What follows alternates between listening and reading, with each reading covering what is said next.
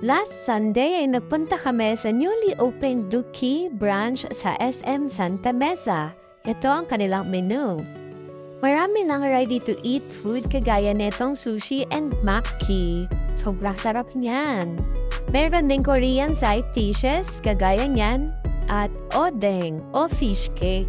At syempre, meron din different flavors ng fried chicken. Sobrang dami mong pagpipilian dito na pwede mong kainin. Ayan, ready to eat na yung mga yan. At syempre, meron ding iba't ibang tteokbokki na may iba't ibang flavors at fillings. Meron din silang meat, kagaya ng beef at pork, at meron ding iba't ibang klase ng veggies na pwede mong mailagay sa iyong hot pot. Sa noodles naman ay may apat kang pwedeng pagpilian. Yung pinakahuli, yun yung pinili namin at in fairness, masarap at malambot siya. At ito na nga ang unang batch ng aming kakainin. Ang anak ko ang gumawa ng sauce, medyo matamis-tamis na maalat-alat at onting anghang lang.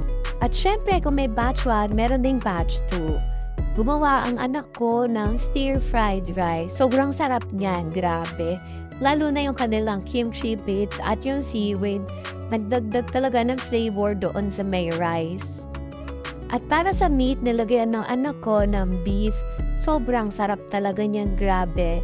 Must try. Hinalo-halo lang namin yan at syempre kinain na rin. Anyway, kung gusto niyo mag-visit sa Duki, available siya sa iba't ibang branches ng SM Malls.